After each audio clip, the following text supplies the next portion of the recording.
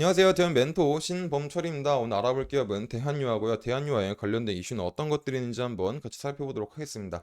대한유화는 이제 전통적인 석유화학 기업으로서 23년 글로벌 업황 부진으로 해서 굉장히 피해를 많이 본 기업 중에 하나다라는 거죠.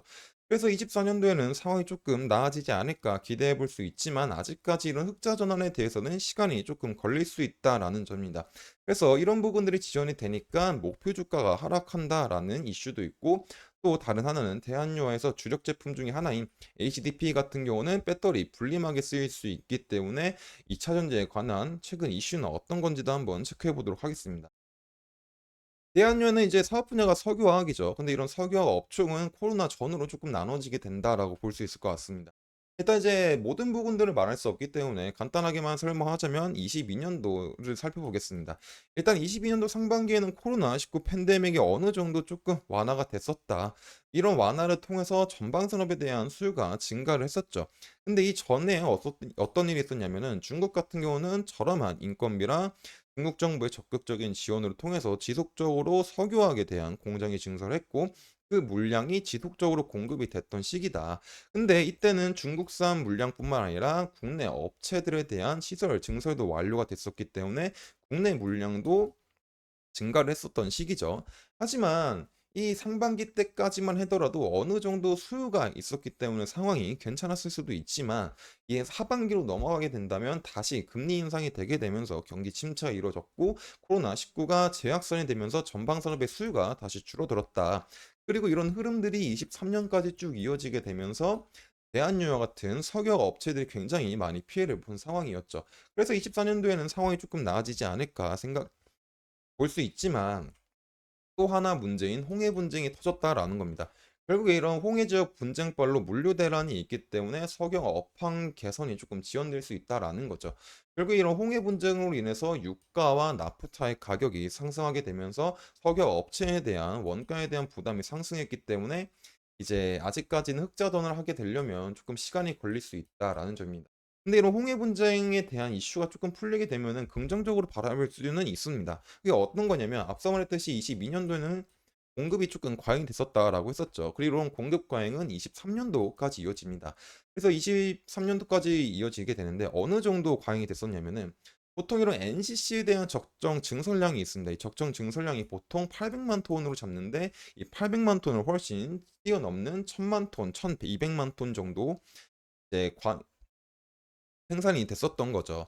그러다 보니까 이런 기존 평균량보다 평균 적절 증설량보다 훨씬 많은 양이 증설이 됐었기 때문에 공급 과잉이 일어났다. 그래서 이런 부분들을 막기 위해서 24년도에는 적정 증설량에서 50% 정도 낮춘 약 500만 톤 정도를 증설하기 때문에 홍해 분쟁으로 인해서 홍해 분쟁에 대한 이슈가 끝나게 되면서 유가가 안정해지고, 또 올해 적절 증설량보다 훨씬 낮은 수치를 증설하기 때문에 이런 물량 감소로 인해서 석영 업황이 개선되지 않을까라고 기대해 볼 수 있습니다. 하지만 아직까지는 이런 부분들은 시간이 조금 걸릴 수 있는 부분이기 때문에 목표 주가를 30만 원에서 25만 원으로 하향 조정했다라는 거죠. 그래서 이런 부분들은 시간이 조금 걸릴 것 같습니다. 그래서 다른 이슈를 살펴보게 된다면 이제 배터리 분리막이죠. 이제 대한유화의 이제 강점 중에 하나가 HDP인데, 이 HDP는 원래 일상생활에서 많이 쓴 합성수지 제품이다. 합성수지 제품으로서 뭐 플라스틱 상자에 많이 썼는데 이 특성이 조금 충격에 강하고 내한성이 양호하기 때문에 배터리 분리막에 쓰일 수 있다는 거죠. 그리고 이 분리막에서 제일 중요한 거는 이 양극과 음극에 대해서 이 배터리에서는 양극과 음극에 대한 거리가 짧아야지 어떤 출력이 굉장히 높아지게 되는데, 기존에 다른 분리막을 쓰게 되면은 이 HDP 말고 다른 분리막을 쓰게 되면은 이 얇게 만들었을 때 내구성이 굉장히 약하다. 하지만 HDP를 사용하게 된다면 이 얇게 만들어도 내구성이 강하기 때문에 굉장히 분리막 소재로서 적합하다라는 거죠. 앞으로 커질 전기차와 2차 전지 시장이 커지게 되면은 이 분리막 소재로서 하나인 HDP가 주목을 받을 수 있습니다. 하지만 아직까지는 2차 전지와 전기차에 대한 시장 상황이 좋지 않죠. 이 두 기사를 한번 살펴보도록 하겠습니다. 결국에 이런 식어버린 전기차 열풍 2차 전지 겨울 왔다라는 게 결국에 전기차의 열풍이 식게 되면서 2차 전지와 소재 업체가 직격탄을 맞게 됐다라는 겁니다. 그래서 이제 LG에너지 솔루션도 지난해 4분기 매출액이 8조 14억 원이고 영업이익이 3,382억 원으로 시장 기대치 한참 못 미치는 실적 올렸었고, 또 이제 삼성 SDI 같은 경우도 지난해 4분기 매출액 5조 5,648억 원으로 영업이익 3,118억 원 기록했다.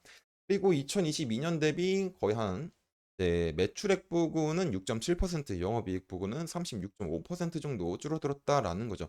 그리고 SK온 마찬가지로 이제 2021년 이후로부터 9분기 연속 적자 행진을 이어가고 있다. 그리고 이제 밑에 기사인 2차전지 부정적 시그널 증가, 시장에 긍정적 메시지가 없다. 그리고 이제 이 기사도 미국 전기차 판매량이 2023년 연간 기준 대비 55% 증가한 바가 있긴 하지만, 증가율은 12월에는 같은 기간 대비 24%, 올 1월은 19% 정도로 증가율이 둔화가 되고 있다라는 겁니다. 이제 순수 전기차인 BEV가 있죠. 이런 BEV 기준으로 보게 된다면 전년보다 약간 9% 정도밖에 증가하지 않았기 때문에 예상보다 조금 둔화 속도가 강하다라고 볼 수 있습니다. 그리고 현재 이런 미국에서는 IRA가 굉장히 중요한데, 바이든과 트럼프 대선에서 현재 트럼프가 우위를 점하고 있죠. 그러다 보니까 트럼프가 당선이 되게 된다면 전기차 시장은 또 한 번 바뀔 수 있습니다. 그리고 그런 전기차 시장이 바뀌게 된다면 아무리 좋은 소재를 가지고 있는 대한유하더라도 이제 조금 손해를 볼 수 있는 상황이 있겠죠. 그래서 이제 아직까지는 전기차와 2차 전지가 좀 시장 상황이 그렇게 밝진 않다라고 볼 수 있을 것 같습니다. 그래도 이런 부분들은 이제 긍정적으로 바라볼 수 있는 시장이기 때문에 지속적으로 한번 체크해 봐야 될 것 같습니다. 그래서 대한여에 관심 있으신 분들은 제 영상을 시청해 주시면 감사하겠습니다. 주가를 한번 살펴보도록 하겠습니다.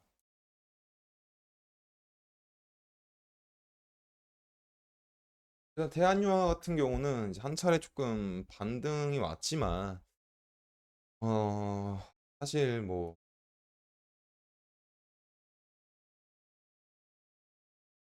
이제 반등이 오고 나서 이제 지금 현재 20평선에 이제 지지를 받고 있는 상황이죠. 지금 당장은 얘가 이렇게 상승하지 않더라도 20평선 부근이자 이 많이 매물대 부근에 잘 지지를 받으면서 반등이 한번 오고, 이 반등이 오더라도 그 부분은 60평선과 매물대 부분이 있기 때문에 물릴 수 있는 상황이 마련될 수 있겠죠.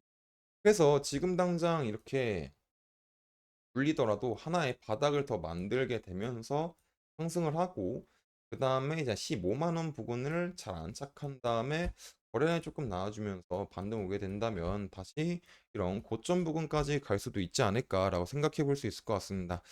하지만 아직까지 이런 근데 이제 이런 석유화학 이제 기업들은 사실 차트로 조금 본다기보다는 전반적인 시장 상황이 긍정적으로 흘러가야 매출액이 증가가 되고, 그로 인해서 긍정적인 시그널이 나올 수 있기 때문에 지속적으로 이제 업황에 대한 상황을 보는 게 더 중요할 것 같습니다. 최근에 이제 뭐 중국에 대한 이슈도 있고 또 미국에 대한 이슈도 있고, 또 이제 대한유화 자체적인 이슈는 딱히 없지만 전반적인 경제 상황을 알아봐야 되겠죠. 그리고 이런 부분들에 대해서는 제가 지속적으로 여러분들한테 알려드릴 예정이다 보니까 대한요에 관심이 있으신 분들은 제 영상을 시청해 주시면 감사하겠습니다. 이상 대한 멘토 신범철이었습니다.